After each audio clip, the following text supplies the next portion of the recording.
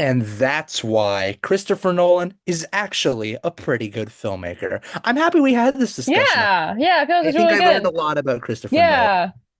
Yeah. Well, that's the end of this episode, Um, everybody. What?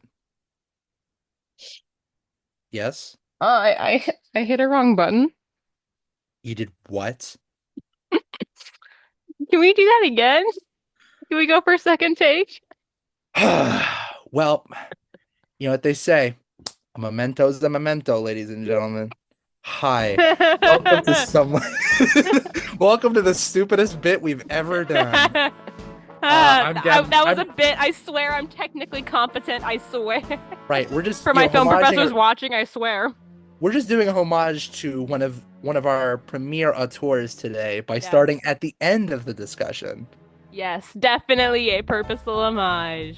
Right. I'm Gavin Batoey, And I'm Andrea Knapp. and this is Some Like It the Hot Takes. I don't know why I said it like that. Some Like It the Hot Takes. Something like Some Like It the Hot. And today we are doing the Nolan debate.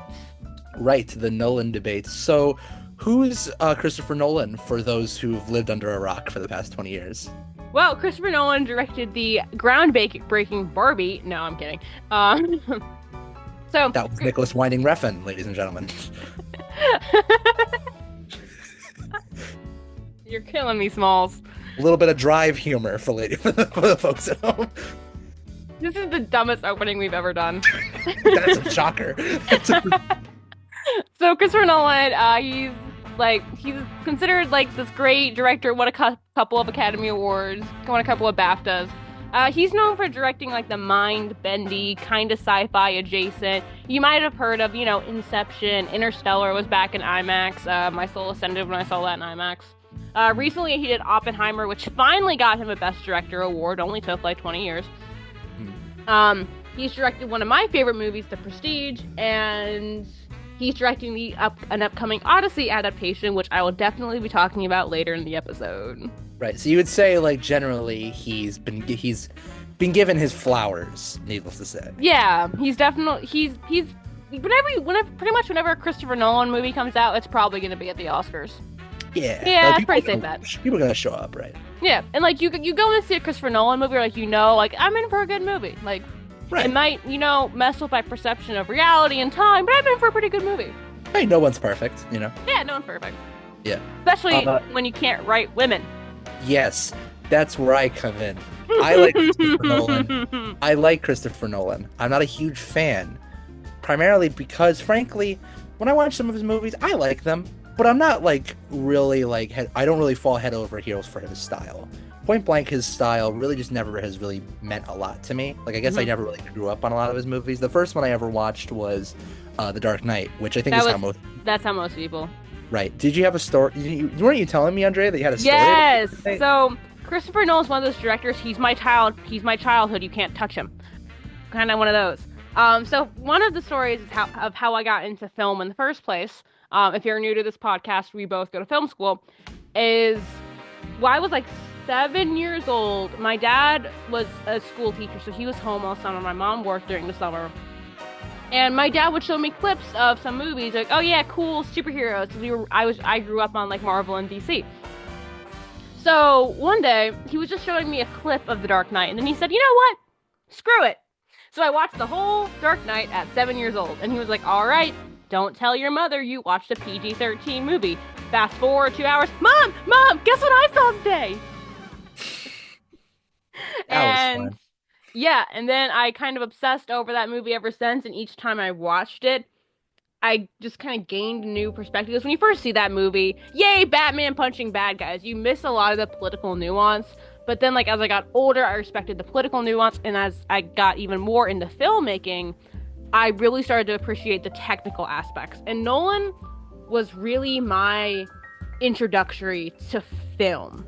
Because Hmm. I started in theater, actually. I wanted to end up going and studying theater. Same. I wanted to study comedy primarily. Yeah. I wanted to study like Shakespearean. And when I started getting into Nolan, that's when I got the appreciation for the art of filmmaking itself. And I realized there's a lot more you can play with and do in film as an art form and a blend of art and technology than you can really do on the stage. And also, I hate like acting in front of a camera, so I would never have survived as an actual actor. Right. And I loved being behind the camera so much. Nolan was kind of the, you know what? I'm going in the film. Right. And then when I interviewed for my film scholarship, they were like, oh, he's your role model. I'm like, I gave 2 answers, but one of my answers was Christopher Nolan. And yeah, so thanks, Nolan. You got me into film school. And thank you, Nolan, for inspiring years of apathy from me. So I like Christopher Nolan. I like Dark Knight. I watched Memento actually afterwards, which is one of my personal favorites by him. I think that one's a pretty fun one. But here's the thing. There's a joke that I have with a couple of friends from my school, which basically is, and this is not totally true. You can absolutely like both of these people, but it's just a joke because it's kind of funny when you think about it. You're born as one of 2 people in this world. There's no such, like, okay, here's the thing. I don't believe there are only 2 genders. I do believe that you're either born a Christopher Nolan head or you're a Wes Anderson head. I unfortunately was born into a little asymmetric household shot in widescreen with everyone in suits. I was born a fantastic Mr. Batoey, if you will. So lovely. Yes, but I do not believe in 2 genders, but I do believe in that. All right, fair enough. But I do like his movies, but I do have my little qualms here or there. All right. So I guess this is kind of what this episode is going to be about. The idea that really Christopher Nolan maybe is... I'm going to try to tell Andrea what I personally think, see if she can learn anything new about the guy. And in my case, I want to gain some appreciation for a guy who's been given a lot of flowers. As much as I understand it, I really want to understand it on a deeper level. And with him being like kind of like my childhood hero director, I probably need to come down to earth a little bit. Right. So...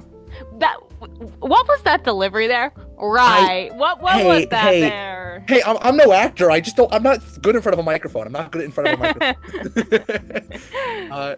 Okay, so this is the dumbest freaking podcast you've ever done.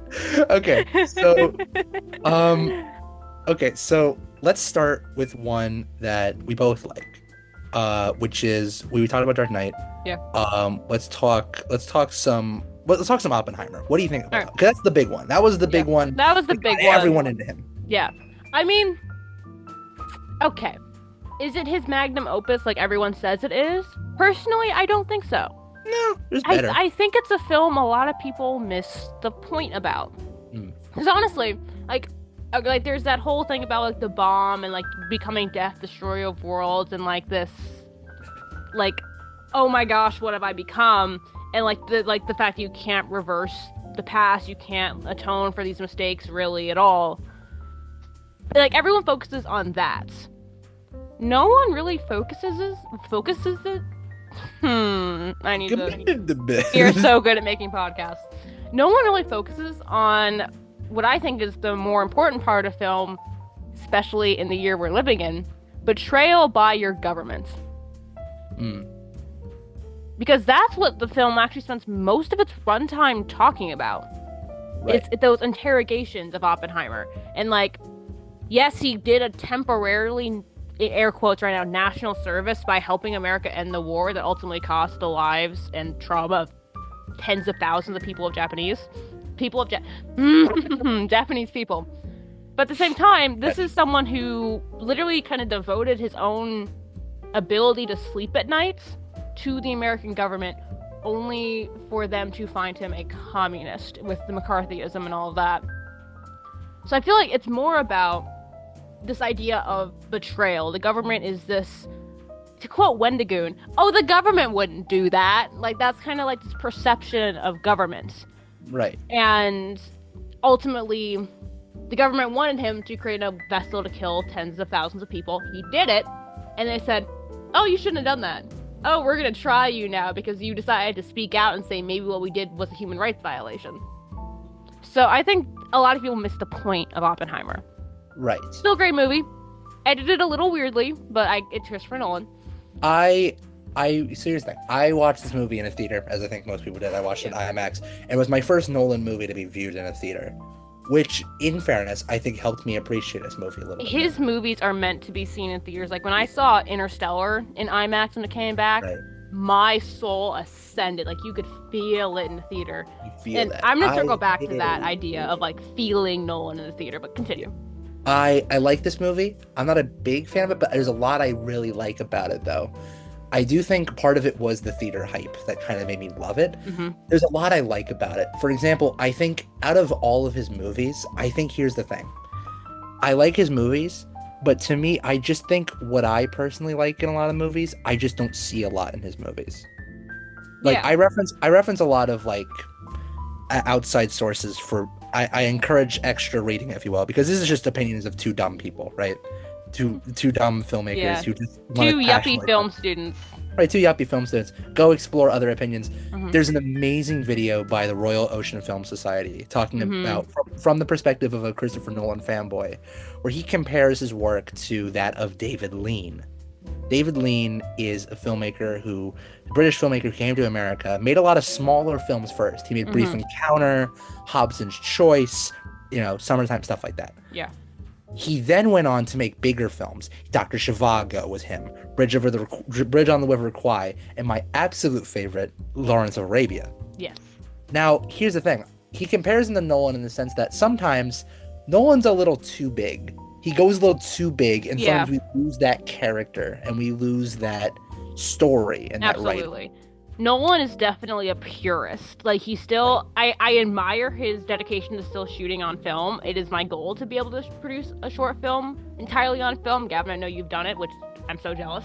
Like, I'd love to be able to shoot on film. Like, it's not really the most cost-effective option anymore. So he still relies on using physical film. And he doesn't use CGI, except to enhance his frame. Little elements there, which I like. Enhance, because that's how CGI is supposed to be used. You use it to enhance, not create. But that does kind of bite him back a little bit, especially for Dunkirk, because he refused to use any CGI. So with Dunkirk, those beaches were packed shoulder to shoulder trying to get on the bridges. And in that film, there's like a couple, like maybe 200 extras. And yeah, it works. But I feel like they could have really upped the stakes by showing how coveted the spots on these boats are. And I think that's a good scene. That's a good scene. It's a good scene, but he lost some of it. Right. And we'll get back to Dunkirk, because my feelings on Dunkirk, I like Dunkirk a lot. And that's the thing. Mm-hmm. Oppenheimer, I like more than some of his others because I do think it's more character-based. Yeah. This is more... Here's the thing. I think Cillian Murphy's a really good performer. He's I love Cillian Murphy. very good in this movie. Mm-hmm. And it really, I like him. Yeah. Go ahead. He's good, and I think Emily Blunt is very good. I think there's a couple of really good performances here. I love Florence Pugh, but man, did she jump scare me. Florence Pugh's one of my favorite actresses, but girl! That was unnecessary. Yeah. Shame she put that in the script. I wonder who wrote this. Oh, wait! Why? I just want to know, why was that necessary? Why don't we ask Christopher Nolan, the man who is famously never talked to a woman, even though he has a wife. Here's the thing. Even though he has a wife, I love Christopher. Christopher, I love you, but I don't think he's ever talked to a woman before. Yes. Which, sometimes... Gavin, he has 4 children. They could be adopted. We don't know that. We don't know that. He was like, so what kids do you want to adopt? I want 4 British children, not for any reason that you think. I just get really nervous. I don't want to talk about it. Anyways, moving on from that bit. Moving on from that dumb bit. Christopher Nolan, if you're listening to this podcast, I'm so sorry you're my childhood hero. I'm so sorry. I need work. I really need work. I really would like to work. Anyway, here's the thing. I think Oppenheimer I like because despite those issues of sometimes he has issues of writing women and sometimes writing characters. For example, I think there's some things that Christopher Nolan as a writer, I don't think he can do. He's a very limited screenwriter. For example, I think he can't write women very well. No. B, anytime he tries to be funny, with the exception don't work. Maybe Prestige. Prestige is so goofy. Because the actors carry that one. Like, the actors can carry a joke. Nolan's not funny. Dark Knight does it once, where Morgan Freeman's like, "You're telling me you want to blackmail Batman?" And the dude's face is hilarious. But yeah, the dude. It's always the joke where he's like, "I'm gonna make this pencil disappear. Boom! Dude got a concussion doing that stunt. Yay. And you know what? Good joke. But I don't think Nolan is that funny. It's the actors who sell the jokes. Yeah, and I'll tell you, like, it's not like I don't think serious filmmakers can be funny. For example, Martin Scorsese is a very famous filmmaker. Even his dramas, I'd argue, are hysterical. Because at the end of the day, when you're doing a drama, you have to have a lot of different, like, elements and ideas and tones. And he's able to he's able to not write, but he's able to direct very funny. Like, he's able to understand what in his scripts are ridiculously funny about any situation he does. Nolan, when he does humor, it feels less intentional and more just like, I'm getting a little nervous. Let's just put a little. It's the actor. It's actor's delivery that makes things funny rather than his writing. Right. Like, you know, but I do think in that regard, films like, I think Dunkirk work because it focuses more on the scope of it film. It's film that's less like a character. It's not a character piece because it's not trying to be. I think Dunkirk works a lot in comparison to his other work because it does show that it does more than any other film. I think Dunkirk shows what he's really good at. And that's portraying a landscape. He's able to use film in a way less so as a storytelling method, but as a playground for visual storytelling. That's what I'm saying. That's why he really kind of got me into film as an art form, because I do think he's one of the best definitely riled by Spielberg, but one of the best visual storytellers. Like Dunkirk, I would agree. Dunkirk could have no dialogue, which hardly has any, but it could have even less dialogue and still work. And that's why Oppenheimer I don't feel like is his best one, because it's such it's so heavy in the dialogue. Where but, I think a lot of his films are, but Dunkirk not as much. Not as much. Some of them. I think there are some films that I do think work. Like, for example, one of my favorites, Memento, which I think is maybe his most tightly written. Because I do think when we do think of Nolan, we often stereotype him as the guy who's like, oh, everything starts at the end, and you go around, and it is like that. But Memento is a film that you have to take it for when it was made, where it was like when that stuff was all new. Like, that's crazy. Like, that's a crazy movie to do that. And because it centers this whole premise on that idea, it feels intentional. Everything's written with that in mind. A movie like Oppenheimer, I think, still works, but it feels as if it's time-bendy because it's like, oh, it's a Nolan movie. It has to be time-bendy. Rather than actually serving the story greatly. He is a little bit... I think that's what's happening with the Odyssey as well. Is he's a little bit buried by his own genre at this point. Like, he is his own genre. He is his own genre. And with the Odyssey, like, at first when he said, like, oh, Christopher Nolan's doing the Odyssey, I'm like, great! Bring it on! This will be great! It's a different take of the Odyssey, and then I saw the pictures of Matt Damon. And then you went, how do you like them apples? And I'm like, all you have to do is look at the statue of Odysseus on Ithaca, and he does not look like a Roman centurion. Nolan, you can do better. So I'm going to let you go off about the Odyssey for a second, but this is what's really funny about doing this podcast with you, Andrea, is that we're both talking about this movie. You're kind of getting into all like the nitty-gritty about historical accuracy. For me, I'm having the time of my life because I'm like, what if this is my favorite Nolan movie? What if this is so ridiculous and like Ridley Scott? Oh, it's gonna be bonkers. Oh, it's gonna be bonkers. How are they gonna do half of this stuff with Nolan's like anti-CGI? They're gonna make a giant monster. Like, they're just gonna. How are we gonna make polymorphous? How are we gonna do that? They're just gonna find a guy. Yeah. Looks right there. There you go. Book accurate. There you go. Pull him in. What my main thing is, it's kind of the Frankenstein that I've talked about in a previous episode. The Odyssey has become kind of like this Hollywood hyper-masculine playground. And as seen with the production design for Christopher Nolan's Odyssey, it seems like they're really leaning towards the Roman version, where the Romans saw the original Greek and was like, no, that's not how that works. And then rewrote it. Because in the Odyssey, this dude goes to war, he's at war for 10 years, and he's trying to get back home to his wife, Penelope, but again, it takes him another 10 years to get home. In the Greek version, two of the places he stops at, he is essayed several times by two separate women. The Romans get rid of that, and he willingly chooses to sleep with other women despite trying to get home to his wife the entire time. which is so awesome and cool, by the way. Which is great. Yeah. Great decisions. All Great parties decisions, involved. because the Romans are like, men being assaulted like a woman? Never. Polyamory for all, ladies and gentlemen. So they rewrote it, and that is the version that Hollywood has always stuck with, and I'm sick of it. I am so done with it. Which, I think this whole thing could have been fixed if Nolan made the simple decision to have it set during the Great Depression in the American South. I think if he did that and had musical numbers, I think it would be so much better. I think that's a little bit of copyright infringement of a little film called Oh Brother, Where Art Thou? Yeah, right. But I think on it says, like, on the copyright form, it's like, all shall apply except when Andrea watches this movie. I mean, I'm still excited. I mean, we got Mia Goth. I love Mia Goth. Yeah. And Penelope's from Sparta, so I'd like to see her go off on the suitors a little bit. Just a little, please. I mean, look, we don't know anything for sure. Who knows? Maybe no one actually is going to do it. Because here's the thing. What got me excited.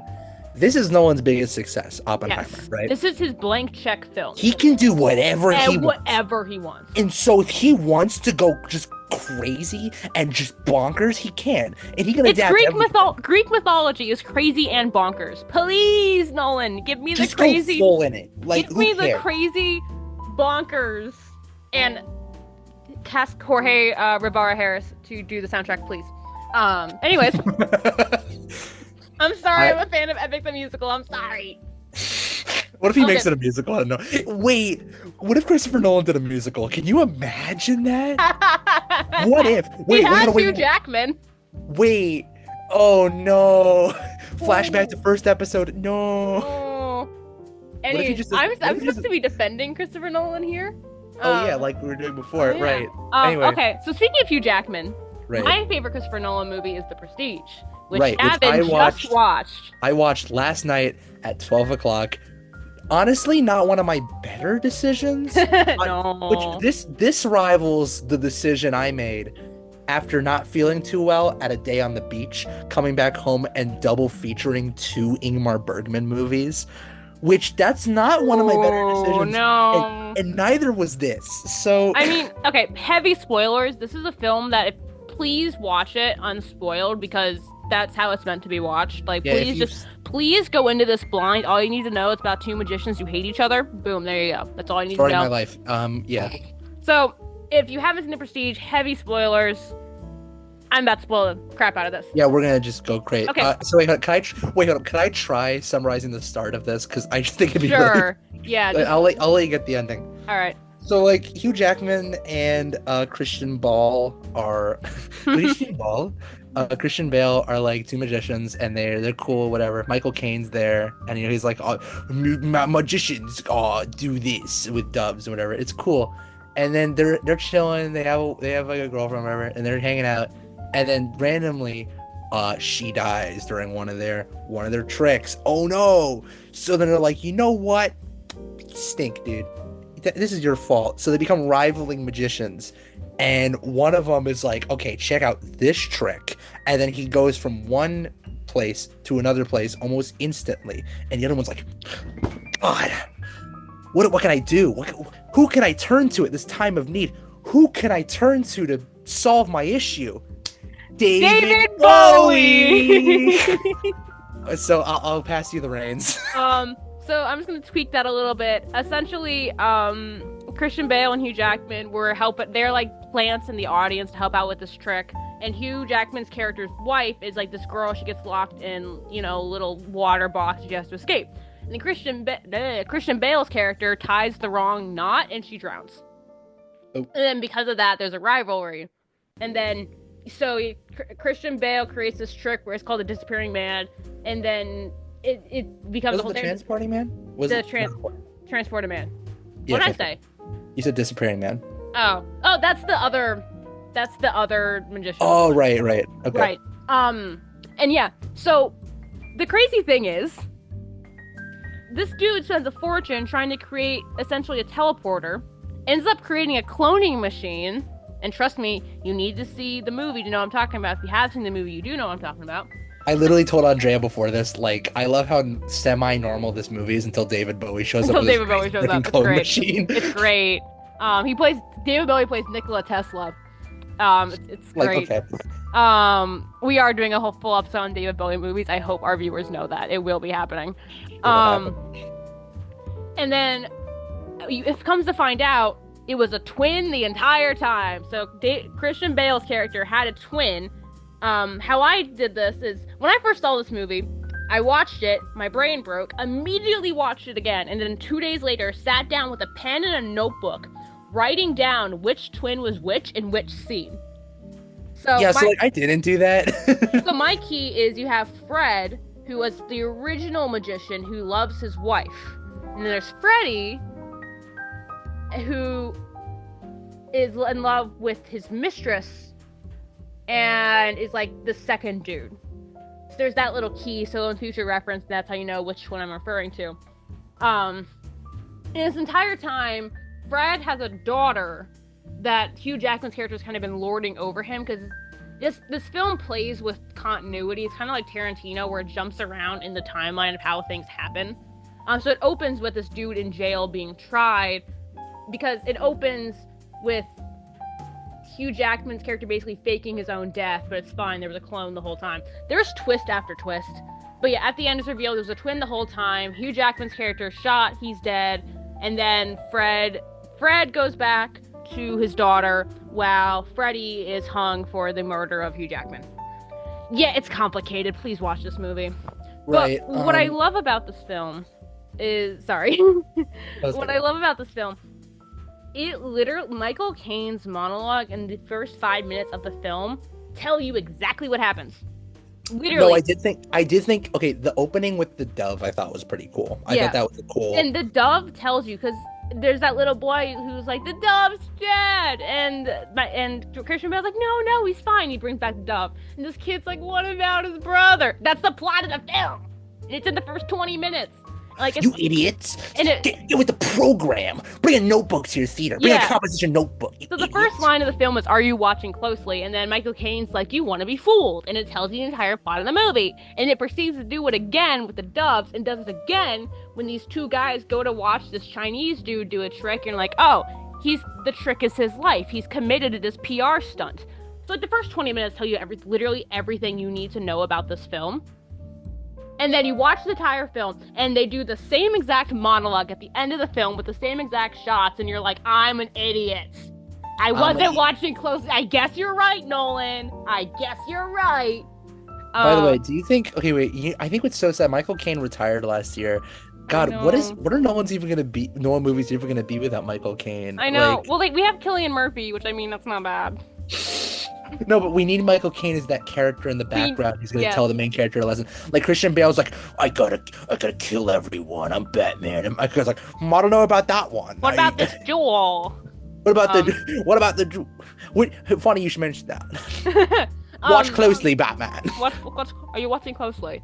I'm watching closely, Batman. That's what I love about this film. And that's, I think, what Inception, for all its Inception does really well that's what I love about Nolan, is he is able to take some of the simplest themes known to man, obsession, greed, guilt, and make them in the most spectacular, grandiose way. And that's part of the reason why I love Nolan, is because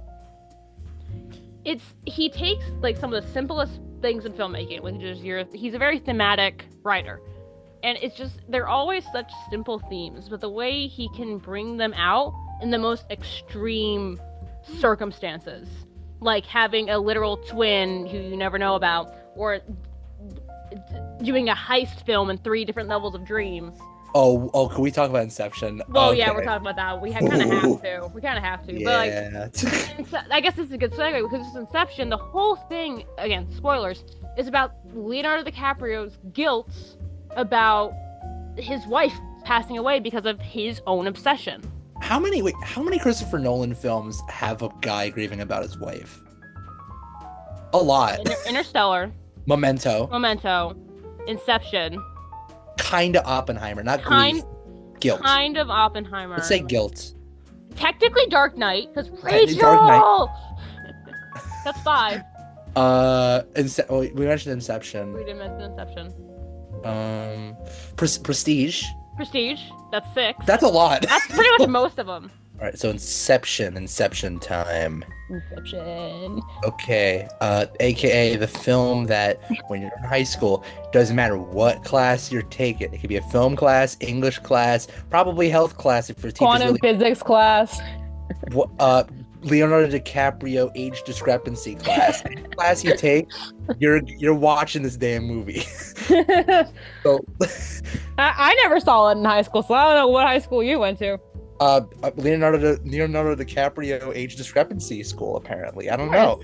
I watched this 3 times. 3 times in 3 separate classes. Really? All I got was Elf.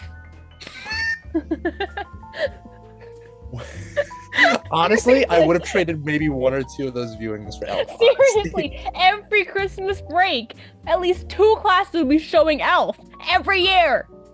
I'm so done. Anyways, Inception. Anyway, on to better movies, apparently. I'm just tired of it. It's a good movie. Me too. Honestly, me too. Anyway, different. Save it for the Jon Favreau episode. Save it for the Christmas special. Yeah. Anyway, so, God damn it. This movie I like, but I cannot take it seriously for the life of me. I swear to God, you watch this son of a bitch. You watch this son of a gun the amount of times I have. The second one. No, by the first viewing is what the heck's going on. Okay, this is kind of cool. Second viewing is I'm starting to get more. Third viewing is this is so funny. That's how this goes. It's so funny. I mean, here's the thing. I think I've reached a point in DiCaprio viewing where like just whenever I see a movie by him, I'm like, scream. If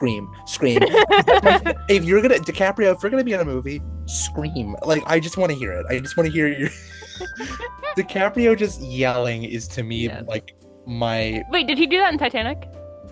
No, he did a little Titanic. I forget the movie he did when he was like young DiCaprio. He used to scream. Yeah, that was my favorite. He does it twice in Romeo plus Juliet. Oh, a lot. Yeah. But that's a different episode. Yeah. So Inception, I like. There's a lot to like about it. Here's where I have my really big hot take. All right. Some like the hot takes. Some like the hot takes exclusive.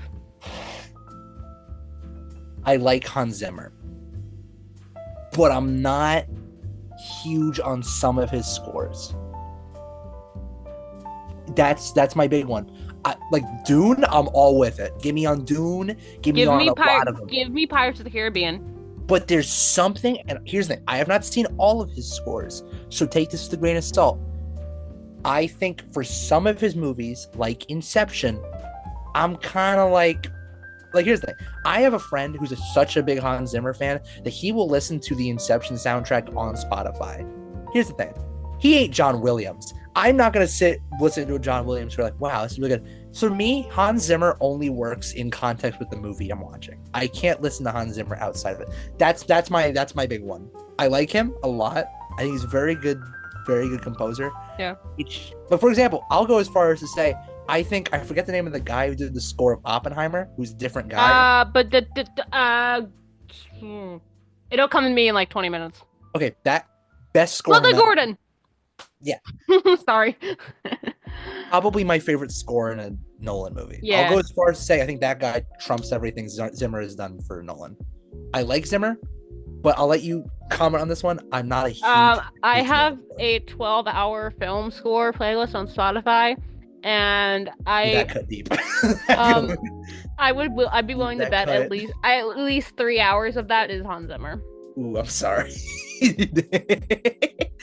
I'd say so sorry. At least.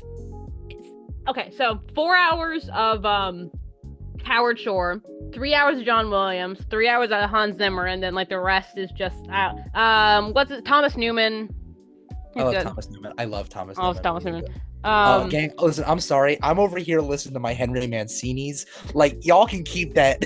Y'all can keep that new wave garbage. I got my Henry Mancini. Got my Baby Elephant Walk. Got my Breakfast at Tiffany's. I got at least an hour of Danny Elfman. Yeah. But anyway, back to Inception. I like his score for it, but there are parts. For example, whenever they're like, "We gotta place the bomb within the part of the elevator room because we gotta go. Go, Joseph Gordon-Levitt. Okay, wait. We're talking about Inception. Yes. We have to talk about the ending. Yes. Does the top fall or not? I think it falls. Okay. What do you think? I don't know. Okay. Okay. We need the hot takes. let me explain my thought process. Okay. I watched an interview with Nolan where someone asks him how it ends, and he says, "I don't know." He's just like, "Does it matter? Does it really matter?" And I'm like, well, "Yes." here's the thing. That's the most pretentious answer you could ever give. Look at him. Yeah. Look at him. In the picture I have in the thumbnail, dude can't even smile when he has 2 Oscars in his hands. I'd be grinning like an idiot. I wish y'all could see Gavin's face. Honestly, there was an argument for both. On one hand, you get the top stays spinning, and it's kind of like how a lot of people do choose to live in delusion over facing reality, and that's something a lot of people choose to do. But on the other hand, if the top falls, yay, happy ending. But it's a Nolan movie. Who are we kidding? But let me ask you. All right, so here's my thing. When it comes to Nolan, let me ask you. Do you think that... Well, here's the thing. I agree with Nolan. It doesn't matter. I agree with Nolan on that one. It doesn't matter, but it depends on what you think is the right thing. What do you think it should... What do you want it to be? I think... Honestly, people are going to come at me. I don't think it should fall. I really don't. What is it? I actually think I'm kind of both ways. I do think it'd be kind of nice if it fell, but also if it keeps going, my viewpoint is if it were to not fall, my thing is I like the idea that even like it's almost a semi-twisted ending because he's accepting the reality he's in. Because no matter what's happening, I think the idea is even if it falls, it doesn't matter because he has what he wants. But is this a character? Let's say it does fall. Is this a character who could ever be content in actual reality? I do think the film... I mean, look, this is a character driven by... We're kind of shown from the beginning, he is drawn by this one thing. This isn't a character... To me, at least, I never saw this character as much of a pioneer, as much of an explorer type. This is a character who wants 2 things, his wife and his kids. That's the 2 things he wants. Can't have one of them. Okay, I'll take the other one. And the other thing is the kids. He has it. He has the thing he wants. But at this point, can he be content with that? The thing is, I think so. I think the question lies on us. He's found his solution. Whether or not he found his solution. No matter what you could say about the film, he has what he wants. Yeah. The question for us then is looking at his actions saying, should he keep going forward? And that's the moral question he's posing at the end. Yeah. But he's not giving us any closure. No. That's the debate for later on. And I feel like with Cillian Murphy character, I feel like he does get closure in a roundabout, weird, heisty way. So I feel like kind of following that thematic track of closure. If this movie were to end in a nice little pretty bow, yes, he gets what he wants. He's in actual reality, and he also gets closure with his children and can actually kind of be a father to them again. But I don't know. Yeah, I don't know. I mean, I don't know. Yeah, and but here's the thing. Also, looking at this movie, I do in movies I do like good performances in movies, and I do think when I used to look at this movie, I used to be like, everyone here is serviceable, right? I think DiCaprio's serviceable. I think Elliot Page is serviceable. You know, good performances. Rewatching it for the third time, I thought Cillian was great. Cillian carries. He's pretty good in this movie. He carries. This is a solid performance by Cillian. Which, honestly, in these movies, whenever I see a Nolan movie that has a good performance, I always am, like, really impressed by it. Because, at least for me, there's not a lot of performances in Nolan movies that really stand out. And that's a personal thing. I usually look for performances a lot in movies. Yeah.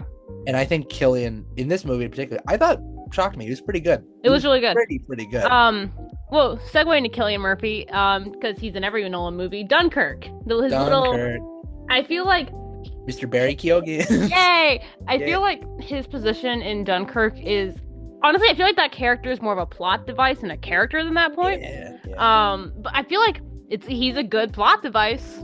Because what I love about Dunkirk, it takes your historical epic and uses the exact same filming techniques as a horror film.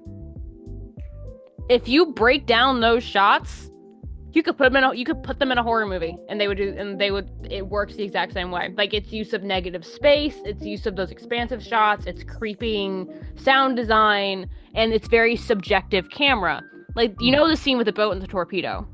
Yeah. That is the only, like, one of the few historical films that doesn't mount the camera right on the torpedo. A lot of films do that because it's like, it wants to like show like this grand explosion because like war epics. But by showing it on the dock and you just see it and you're like, huh? And then like you're with the soldier, you're just like, what is that? Is that a dolphin? That's not a dolphin! And then it's all heck breaks loose. And I think it's one of the better done shipwrecks, and because this is a very restrained film. Like, again, earlier, that's kind of to its detriment, because, man, did that beach need to be a lot more crowded to really sell what Dunkirk was like. But at the same time, it does a really good job, especially with the dogfights. It is one of the best portrayals of how actual dogfighting was I've ever seen. Because it's claustrophobic as all heck. When I watch this movie particularly, what I'm reminded of is particularly not really necessarily modern day war movies. I look at this movie as kind of in some ways maybe a natural progression of Sergei Eisenstein. I'm seeing parts of like Battleship Potemkin, early silent film war movies. Yeah, this is it's giving it's an Italian neorealism film. Battle of Algiers. No, the white ship, something like that. White ship? I don't remember. I don't remember. It was like a white ship, and it was just this crew on a battleship, like navigating through like the ship sinking. Well, not Das Boot. I mean, I love Das Boot. It's not Das Boot.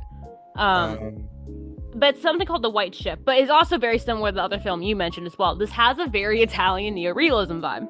Well, it's Russian montage. I mean, honestly, those are pretty similar styles. Kind of. We don't have time for that. Well, another episode. But Russian montage, I think my thing is with Russian montage is it reminds me of particularly the iconic scene in Battleship Potemkin of the baby carriage rolling down the hill, the staircase. It's one of my favorite scenes, but really, this movie kind of reminds me of that in a way, because it reminds me of the idea that you can tell the story and get across the feeling of it through montage, and that's really what this movie is. It's an extended. It is, because it cuts between the three perspectives. Right. Like it's a montage in slow motion. Yes, but it has the editing style and formatting of Russian montage, but it kind of has that objectivism. Right, like it's very an Italian neorealism. I would argue closer to David Lean. Absolutely. David, wrapping it back, Bridge on the River Kwai. It's just like the idea of these very just like you're kind of peering through a big landscape. But unlike something like Lawrence of Arabia, which is my favorite of his movies and one of my favorite movies ever, Lawrence of Arabia is a movie on a wide scope that focuses on one story. This is the inverse. Growth. Right. But this movie kind of goes across the map.